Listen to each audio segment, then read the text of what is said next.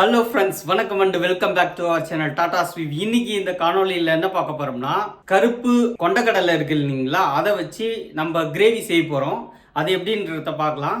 அதுக்கு முன்னாடி 76வது குடியரசு தின நல்வாழ்த்துக்களை நம்ம நேயர்களுக்கு நான் தெரிவிச்சுக்கிறேன். ஓகேங்க, இப்போ என்னென்ன பொருளை வச்சு நம்ம செய்ய போறோன்றத நான் உங்களுக்கு காமிக்கிறேன்.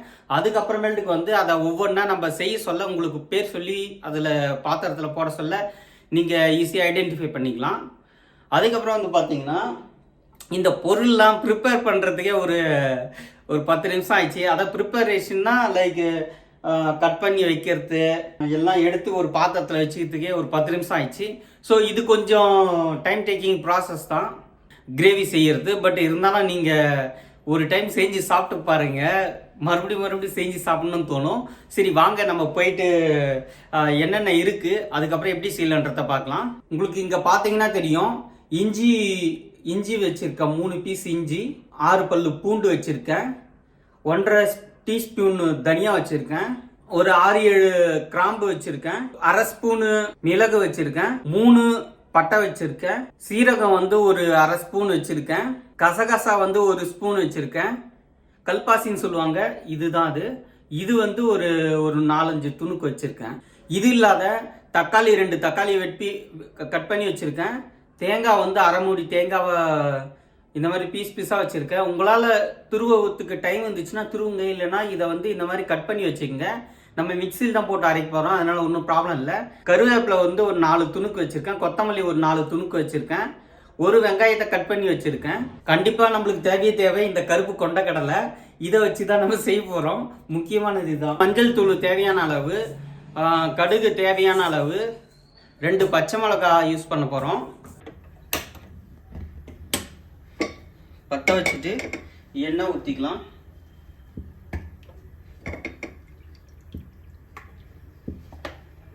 இப்போ கடுகு போட்டுக்கலாம்.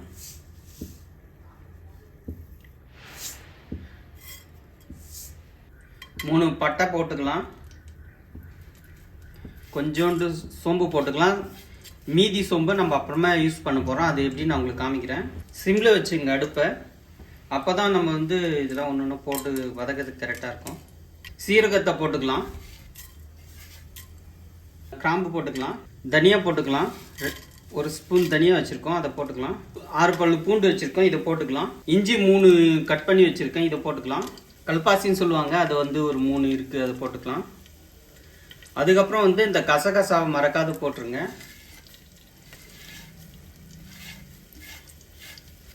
இன்னும் இது கொஞ்சம் இருக்குது. இது நம்ம அந்த கிரேவி ரெடி பண்ணி மிக்சியில் ஜாரில் அரைச்சி அதுக்கப்புறமேட்டுக்கு கிரேவி ரெடி பண்ணுவோம். அப்போ தான் இதை யூஸ் பண்ணிக்கலாம். கறிவேப்பிலை நான் ஒரு 3 இனுக்கு போடுறேன்.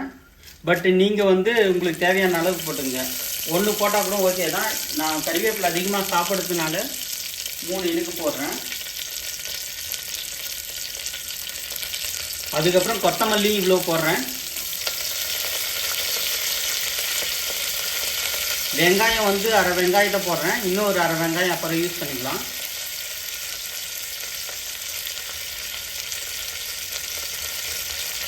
இதெல்லாம் போட்டு நம்ம இப்போ கலக்கலாம். இதை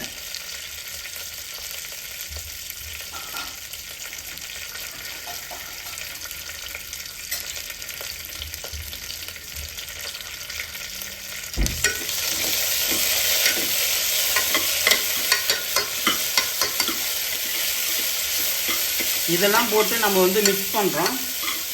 நல்லா வதங்குற வரைக்கும் மிக்ஸ் பண்ணுவோம்.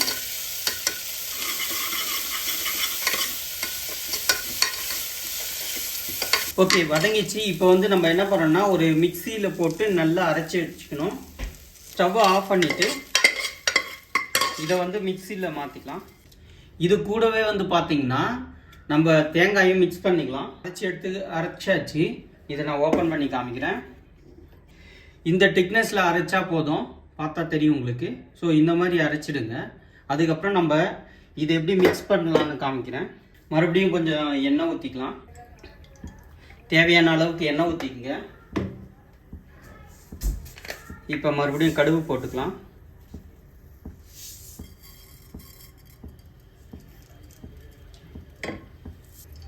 ஒரு 4 கிராம்பு போட்டுக்கலாம்.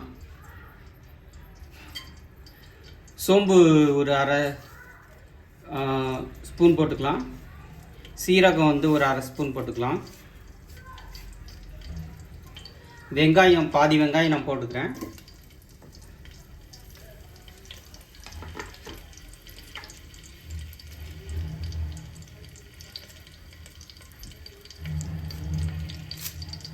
மூணு கறிவேப்பிலை போட்டுக்கிறேன். 3 இனுக்கு. வாங்க, இது நல்லா வெந்துட்ட பாரு, நம்ம மற்றதெல்லாம் ஆட் பண்ணலாம்.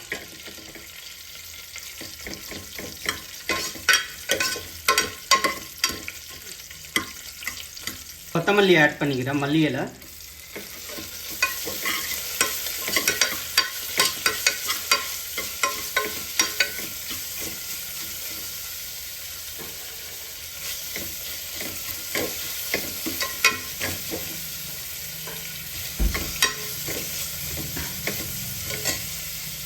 இதில் வந்து பச்சை மிளகாய் 2 ஆட் பண்ணிக்கிறேன். நீங்கள் ஒன்று கூட போட்டுக்கலாம், கட் பண்ணக்கூடாது, அப்படியே போட்டுடணும் முழுசாக.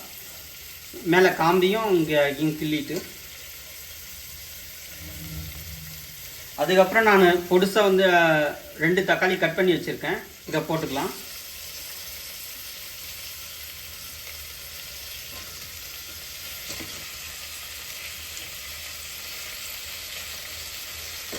ஸோ இது எல்லாம் போட்டதுக்கப்புறம் நல்லா வதங்குற வரைக்கும் வெயிட் பண்ணுவோம்.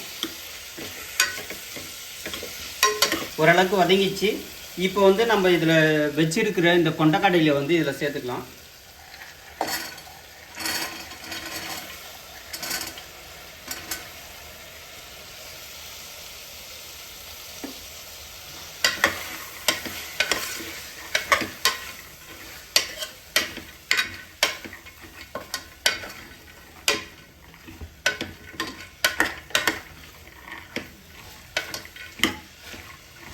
கிரேவி சேர்த்ததும் நீங்கள் போடலாம். நான் வந்து ஃபஸ்ட்டு கொண்டக்கடலையை சேர்த்துக்கிறேன். அதுக்கப்புறமேட்டுக்கு வந்து பார்த்தீங்கன்னா நம்ம கிரேவி ஆட் பண்ணலாம்.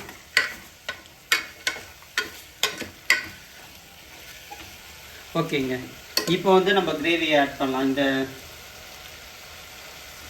இந்த ஜாரில் அரைச்சி வச்சுருக்கோம் இல்லையா, இதை வந்து ஆட் பண்ணிக்கலாம்.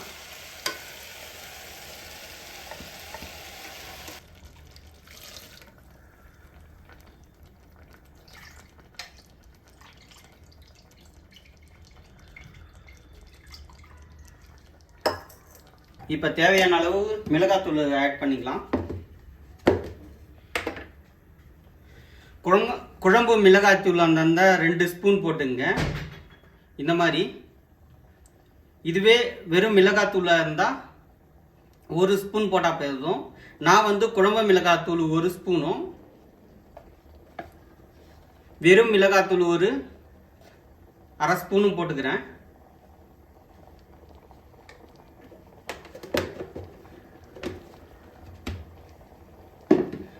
இப்போ நல்லா கலந்து விட்டு விடுவோம்.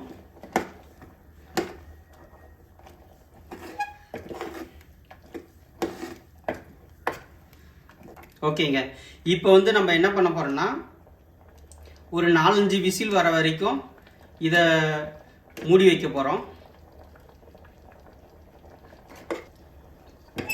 இப்போ மூடி வச்சிருவோம்.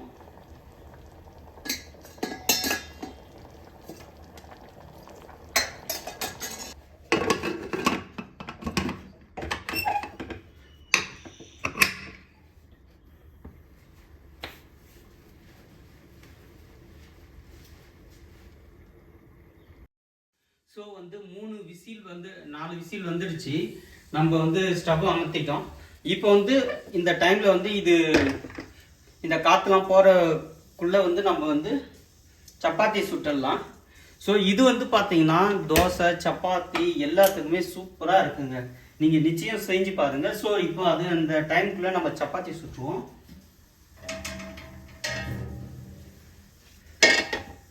நம்ம தோசை கல்லை வச்சாச்சு. சப்பாத்தி சுடுற வீடியோ உங்களுக்கு வேணும்னா நிச்சயம் கமெண்டில் பதிவு பண்ணுங்க. ஸோ சப்பாத்தி மாவு பிசையறது, அது கூட சால்ட் எவ்வளோ போடுறது, தண்ணி எவ்வளோ ஆட் பண்ணுறது, அதுக்கப்புறம் வந்து பார்த்தீங்கன்னா சப்பாத்தி அதை உடையாத எப்படி மாவு உருட்டுறது இது எல்லாத்தையும் நான் உங்களுக்கு வீடியோவில் காமிக்கிறேன். சப்பாத்தி வெந்துச்சா இல்லையான்னு கண்டுபிடிக்கிறதுக்கு நம்ம மாவு தோசைக்கல்ல போசல பார்த்தீங்கன்னா ஒரு மாதிரி ஈரப்பதத்தோடு இருக்கும். நீங்கள் வெந்துட்ட உடனே இந்த மாதிரி கலர் லைட்டாக மாறிடும். ஸோ அந்த மாதிரி மாறி லைட்டாக பபல் வந்துச்சுன்னா ஓகே வெந்துடுச்சுன்னு அர்த்தம். பாருங்கள் எப்படி இருக்கு. இப்போ வந்து நம்ம திருப்பி போட்டுடலாம். அதுக்கப்புறம் சைட்லலாம் கொஞ்சம் மாவாக இருக்கும், அதனால கொஞ்சமாக மாவு எடுத்து எல்லா இடத்துலையுமே வந்து கரெக்டாக நம்ம வந்து லைக் வேகிற மாதிரி பண்ணிடணும். இல்லைன்னா மாவு வந்து சைடில் வந்துடும், அப்போ வந்து கஷ்டமாக இருக்கும். ஓகே, இந்த மாதிரி திருப்பி திருப்பி போட்டு நீங்கள் வேக வச்சிங்கன்னா ஈவனாக வெந்துடும். ஸோ அதனால தான் நம்ம இது மாதிரி பண்ணிகிட்டு இருக்கோம். ஓகே, ஸோ ஸ்டவ் ஆஃப் பண்ணியாச்சு.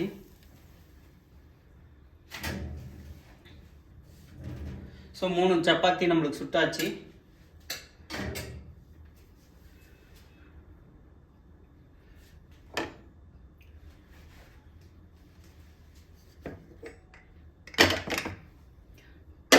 விசில் போயிட்டு இருந்தால் நம்ம ஓப்பன் பண்ணி பார்க்கலாம். விசில் போயிடுச்சு, ஓப்பன் பண்ணி பார்க்கலாம் எப்படி இருக்கு.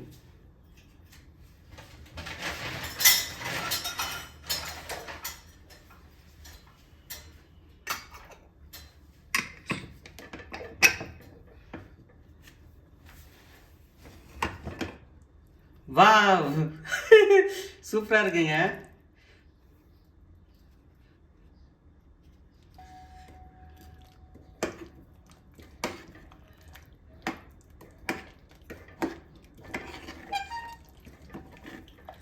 சுவையான கிரேவி ரெடி.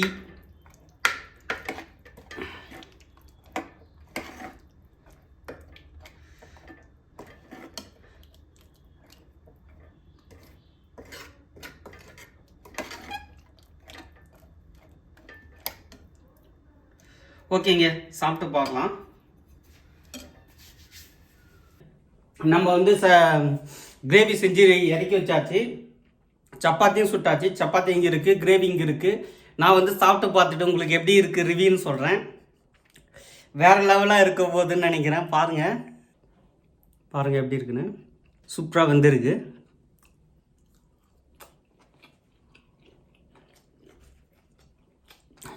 வேறு லெவலுங்க.